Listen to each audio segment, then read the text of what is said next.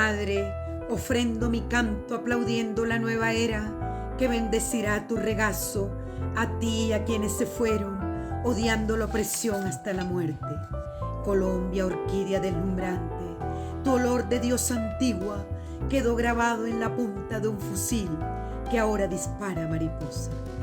Colombia, vengo a romper tus cadenas para convertirte en playa sonora, debajo del agua quieta de una ciénaga de oro que mojada de esperanza parió un hijo que hoy te corona en público con palomas blancas. Comienzo este espacio de charlas personales con una frase que refleja el espíritu de mi invitada, además de ese fragmento maravilloso de este poema que ella le escribe a Colombia. Busco la otra en mí, la que pinta ángeles negros y siembra la brisa en primavera.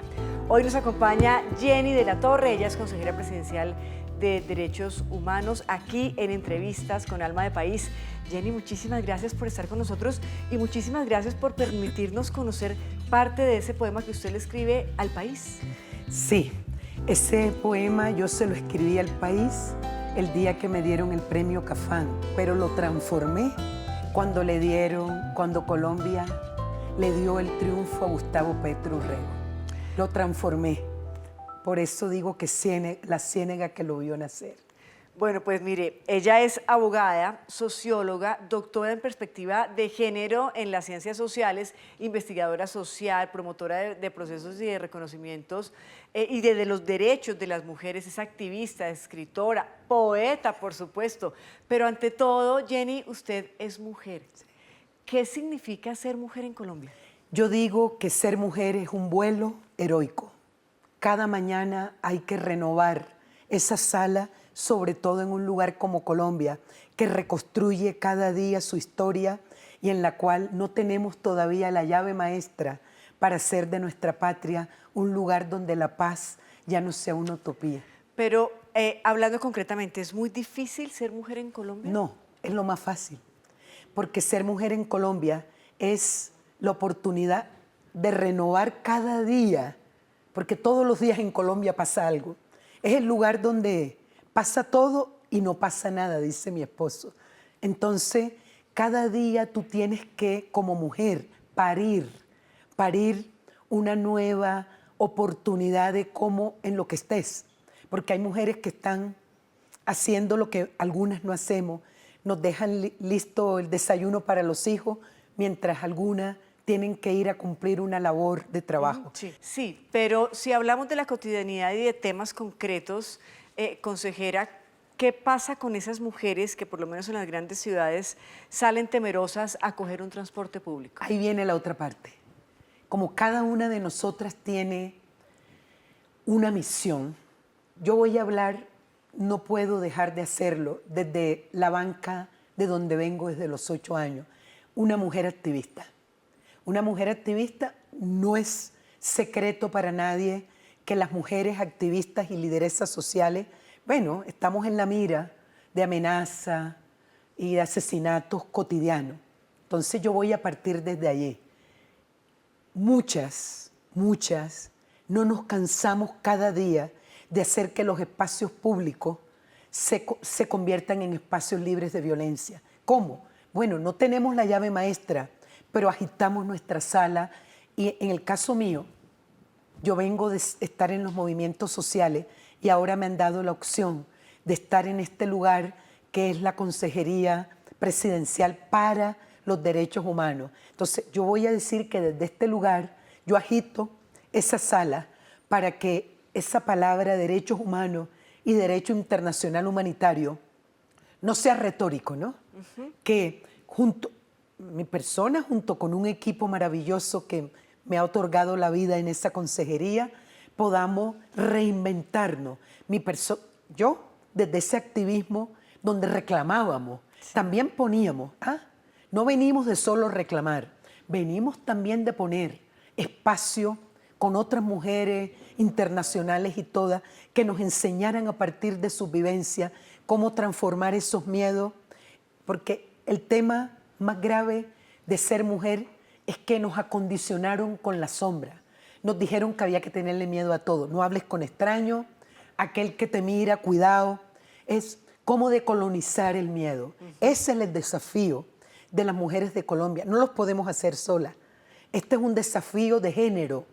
Cómo los hombres que nos rodean, cómo construimos entre hombres y mujeres para que ese miedo se convierta en una herramienta de libertad.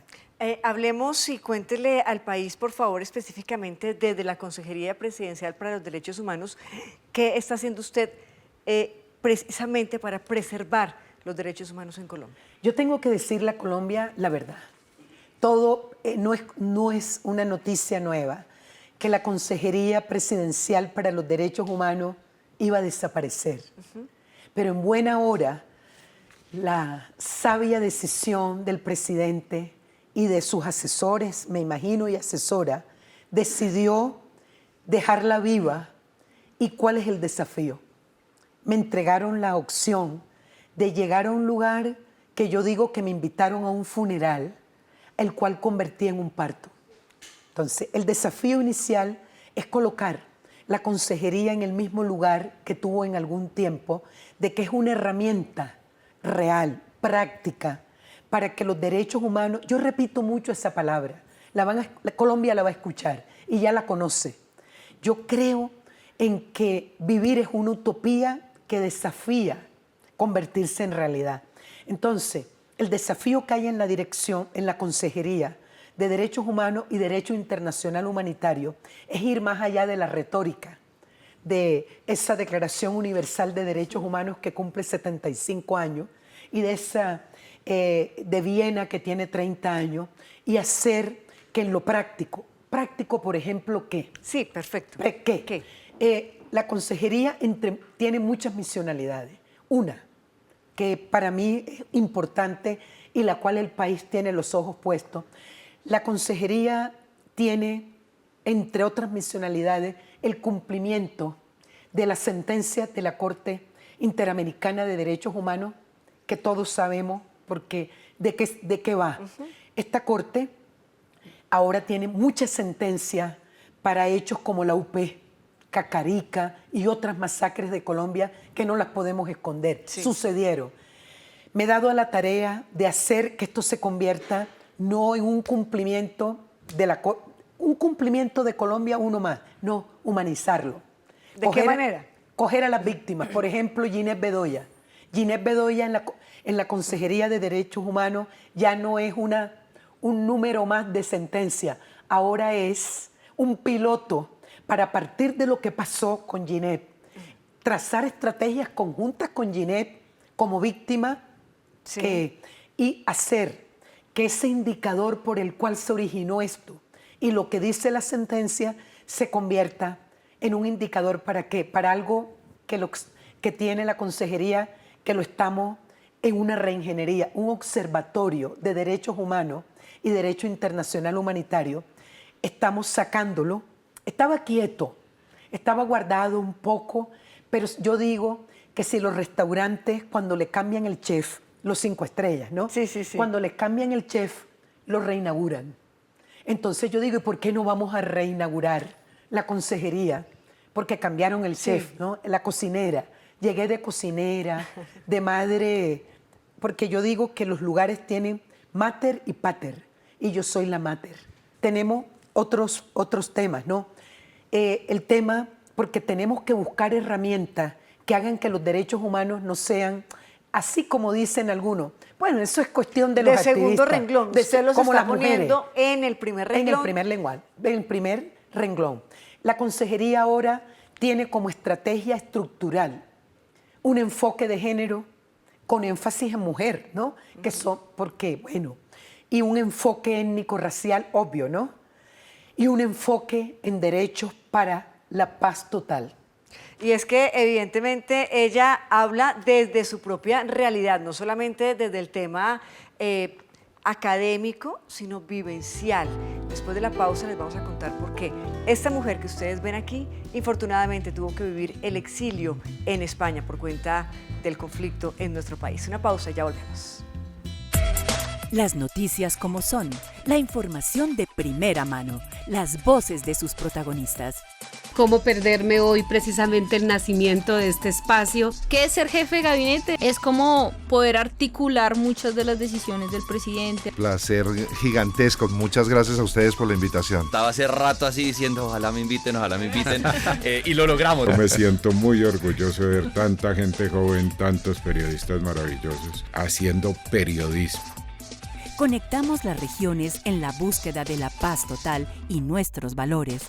Colombia y Radio desde San Andrés. Un inmenso placer saludarlos. Tú eres arte y parte de este parche. Que todos los días se expresa desde las 6 de la mañana, llevando la voz de la Presidencia de la República, del Gobierno Nacional. Colombia Hoy Radio. Síguenos de lunes a viernes de 6 a 9 de la mañana. Continuamos en entrevistas con Alma de País, en esta oportunidad con Jenny de la Torre. Ella es consejera presidencial para los derechos humanos y pues estábamos hablando precisamente de todo lo que usted hace desde la consejería y de la cantidad de retos que tiene Jenny, pero hablemos un poco de su historia, de su vida, de lo que usted está hecha, y es que evidentemente no le tocó fácil. Ella tuvo una niñez en Cartagena, una niña negra en medio de una sociedad, quien lo creyera, blanca. ¿Cómo recuerda esa época? Yo la recuerdo con una frase, metamorfosis. Por eso mi símbolo es la mariposa. Sí, una Cartagena que no reconocía su raíz, pero yo tuve un hogar de un hombre blanco, que era mi abuelo blanco, que me enseñó que era libre. Pero ahí se tejió la base de entender que había un problema. Y el problema pasaba por, como digo yo, las ranuras de la piel. Entonces no me detuve y desde niña, a los 8 años, participé en un concurso de oratoria y se llamaba Liberación Femenina. Y ese día me convertí en feminista. Entonces eso hizo que entre entender que era una mujer y que era diversa, ahí comienza mi día. Y me di cuenta que me parecía más a mi profesora del colegio, del colegio, que a donde iba por las noches a casa. Y esto disparó en mí, no un resentimiento, porque tengo que reconocer Cartagena, lo estás viendo. Cartagena me acunó, me acunaron las calles, pero me levanté a poder decirlo a través de un poema infantil, de levantarnos a protestar en el colegio si el profesor veía la rodilla o algo, ¿no? Entonces, Cartagena, como le digo yo, es la cuna que me envolvió en mi negritud, sí, y me hizo libre, porque yo pude abrir mi sala y entender quién para era qué está y para hecha qué y estaba de hecha. qué está hecha. Seguramente hay muchas niñas que nos están viendo, que se sienten identificadas con usted, que ven en usted un referente, pero que no se han reconocido, que no encuentran eso que usted encontró a los 8 años. ¿Qué decirles? Les digo algo. Lamentablemente tengo que decirles que se soben su espalda. Y van a decir por qué. Que en los nudillos de esa columna vertebral que tenemos todas las mujeres, ahí hay 2 huequitos que decidan qué tipo de alas quieren desplegar desde allí. Una niña desde temprano tiene que saber que ella puede volar a un árbol invisible que se cree en el corazón. Parece poesía, pero yo lo hice. Yo creé mi propia historia. Tenemos la libertad, tenemos el sueño, tenemos la noche y tenemos el día, y no quedarnos solo en un celular o solo en un espejo. Tenemos que, desde niña, desde que tenemos uso de razón, yo regalo espejitos, yo regalo espejos, yo regalo un espejito con por detrás una carita. Hay que mirarnos, pero mirarnos al corazón. Y a las niñas les digo que es posible que se vean con el vestido o con el traje que quieren tener cuando sean mayores, que lo construyan desde niña. Sí.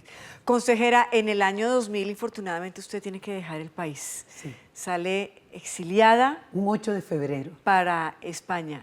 Salí a Estados Unidos. ¿Qué la hace salir del país exactamente? Me hace salir que yo vengo de los 90, de un proceso activo que desembocó en la Constitución del 91 y también en una ley que acompañamos a formular de comunidades negras. Se llama la Ley 70 de 1993, pero ella no fue la que me llevó al exilio, sino que alrededor de esto se tejieron muchos temas que lideramos.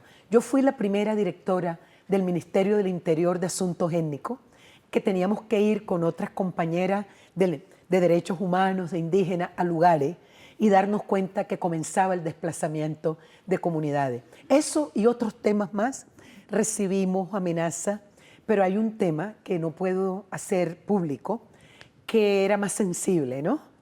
Y que... ¿Recibió amenazas por ese tema? Por ese tema. Y yo estuve allí, me acogieron, pero yo tengo una raíz española, del abuelo español, y la gente que me rodeaba me instó a que yo no aceptara el asilo. Sí. ¿Cuánto tiempo duró exiliada? 12 años. 12 Eran por años. 15 días. Ah, pero convertí mi exilio en incilio. Desde España, bendita España, que además ahí tramité mi nacionalidad como nieta de español. Allí en el incilio fue un punto estratégico para mi nueva vida, para mi nueva fase de activista. Ese incilio me convirtió en una lideresa desde el exilio, también para Colombia y América Latina y el Caribe, y pasaron muchas cosas. ¿Y cómo decide o por qué decide volver? ¿Por qué hay que volver a Colombia? Bueno, hay que volver a Colombia, porque Colombia es una madre que pare hijos para que no sean hijos ingratos. Y yo volví a Colombia porque la gente del exilio, que yo participé ya en una organización, iban todos los políticos y políticas de Colombia y nos decían cosas bonitas, pero después se olvidaban de nosotros y nosotras. Y yo volví a Colombia a participar en una contienda electoral como candidata al Parlamento Andino de Naciones. Casi ganamos. Sí. Y eso me obligó a recorrer a Colombia profunda y fueron muchos votos de gente desconocida. No ganamos, pero regresé a decirle a esa gente que dio su voto, aquí estoy y Colombia somos todos y todas, que era nuestro lema. No, y es que usted ha hecho infinidad de actividades y acciones en pro no solamente de las mujeres, sino en realidad de los colombianos. Pero hay un hecho que yo quisiera que usted le compartiera al país y tiene que ver con ese banco de sueños que usted creó básicamente en Chocó, en donde le preguntaba a las mujeres de la región que escribieran en un papelito sobre sus sueños. ¿Con qué se encontró? Con que las mujeres habían perdido los sueños. Realmente, las mujeres que más dijeron en ese Banco de la República, donde estábamos más de 600 mujeres, que se llamó realmente Mujer Materializa tu Sueño. El Banco de Sueños Real lo hicimos, y las mujeres de Tutunendo, Chocó, que por primera vez cogían un bus para venir a Quibdó, 100 mujeres, lideresas, las pusimos porque el proyecto lo íbamos a desarrollar ahí, que escribieran su sueño, y dijeron que ellas no tenían sueño, pero por fin logramos que tuvieran sueño y con ellas cambiamos su pueblo. De hecho, Tutunendo, Chocó, cambió a raíz de 100 mujeres que se convirtieron en 300, recordaron que tenían un sueño transformador y hoy son lideresas que tienen una organización que ha transformado su territorio. ¿Qué puede hacer que una mujer no se permita soñar, que no tenga como privilegio soñar, e incluso que ponga por encima de sus propios intereses, de sus propios sueños, quizá los sueños de su esposo, de sus hijos, de sus parientes? Yo tengo la respuesta. Una mujer que una bota militar le ha tapado la garganta para asesinarla, pierde el sueño. Y las mujeres de Tutunendo, Chocó, llegó el conflicto armado y a muchas les pusieron la bota, muchas estuvieron a punto de ser asesinadas y muchas vieron muchas violaciones y decidieron de que no había oportunidad para ellas y que lo único que tenían era vivir el día a día. La bota invisible de los hijos de algunas mujeres, les pedimos esa bota, que esos disparos sean mariposas. Nosotros queremos conquistar a esos hijos y a esos hermanos y a esos esposos que están hoy asesinando mujeres, lideresas.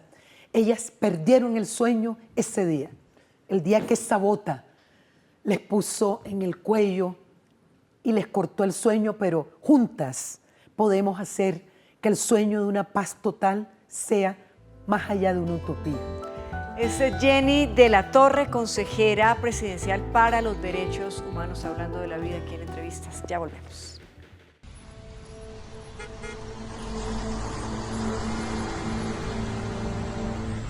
Ajá, abuelito, porque tú siempre tienes las manos tan ásperas. Siempre que veas unas manos así, vas a saber que es alguien que ha trabajado toda su vida con ellas. Y un día, cuando veas tus manos así, te vas a sentir tan orgullosa como yo.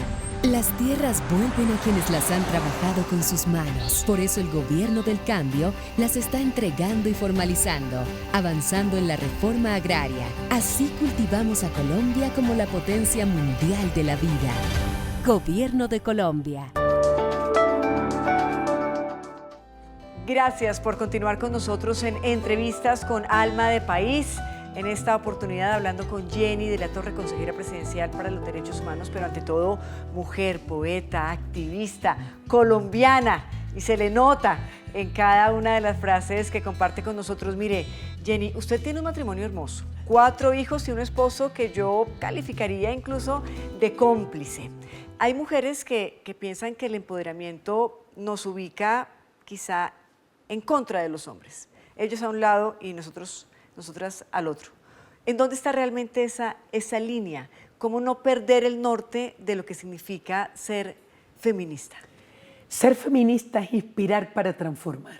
Ser feminista no es un discurso, es un día a día. Y este compañero, que no venía feminista, un hombre inicialmente descrito como duro, severo, serio, adusto, no se convirtió porque yo le pedí que se convirtiera. Yo, al llegar a ese matrimonio, tengo 5 hijos porque perdí 1. Entonces tengo 4, pero son 5. 1 no nació vivo. Ese compañero no se transformó ni por mi maquillaje, ni por mi minifalda, porque no utilizo. Yo le dije a ese compañero, el día que él decidió que yo era su compañera, que la puerta siempre estaría abierta, que yo no transformaría nada para seducirlo. Esa fue mi condición, que yo necesitaba ser la misma mariposa que iba a volar respetando ese nido, y lo convertí en cómplice voluntario. ¿Qué es el feminismo? El feminismo no es una elección, el feminismo es una acción permanente de transformación a partir de inspirar para transformar, no solo al esposo, sino el lugar donde se nos permite desarrollar nuestra vida diaria. Pero mire, usted es una mujer romántica, es una mujer que inspira con cada uno de los verbos que conjuga, pero también en ese feminismo hay hombres, y lo sabemos nosotras, que quizás se quejan un poco, que ya no saben si decirnos una palabra bonita, si mirarnos con amor. ¿En dónde está el límite para que ellos realmente vuelvan a ser lo que son y no anden también temerosos por la vida y quizá censurándose o autocensurándose por una admiración que puedan sentir frente a una mujer? En el momento que un piropo se convirtió en un arma letal, en ese momento se transformó la noción de qué es lo que las mujeres esperamos de los hombres. Hay un punto, voy a decirlo para el país, yo soy doctor en sociología, en perspectiva de género en las ciencias sociales, y preocupada y ocupada de aclarar cuál es la línea divisoria en creer que un piropo y la admiración, por eso que somos diosa, transgrede esa línea de acoso sexual. El acoso sexual es un tema que está por debatirse, porque colocamos también a nuestros maridos, a nuestros hijos, a nuestros amigos, a nuestros vecinos, los colocamos en una trampa del sistema. Es verdad que el acoso sexual ha existido desde que comenzó la humanidad, pero hay que estudiarlo, analizarlo y buscarle las líneas de lo que convierte una admiración por la diosa a un acoso. Eso se llama sexualizar la admiración. Esto tendremos que debatirlo en muchos programas con todas las mujeres que invite. Buenísimo, porque si realmente uno se encuentra con hombres que ya ni lo miran a los ojos cuando lo quieren saludar a uno, precisamente por esos temores, pero me parece que es un tema que hay que poner sobre la mesa y qué bueno que mujeres como derechos usted, humanos y preparadas, lo aborden. Consejera, el país está fracturado de cierta manera, estamos fracturados socialmente. ¿Cómo reconciliarnos y cómo sanar? Sí, la reconciliación, que no es una retórica, es una acción urgente de nuestro país. ¿Cómo nos reconciliamos? Nos reconciliamos primero sanándonos a nosotros mismos y a nosotras mismas. ¿Te acuerdas el miedo? Convertimos el miedo como una sombra que nos hace orgullosos, discriminadores. A veces antes de saludarte te miran cómo estás vestida. De hecho, a mí me miran mis tenis. Nos ha hecho que ya no nos dividimos, no estamos divididos por el miedo, estamos divididos por algo peor que el miedo. Estamos divididos por algo que se llama las clases. Ahí parece que estuviéramos ciudadanos y ciudadanas de primera y ciudadanos y ciudadanas de segunda. Cuando examinemos nuestros propios miedos y los convertamos en herramientas de reconciliación, podemos mirar a los ojos el portero de nuestro edificio, la señora que limpia el baño en nuestra oficina. Mirémoslo a los ojos y veamos que ella encierra una Colombia que también encierra nuestros miedos.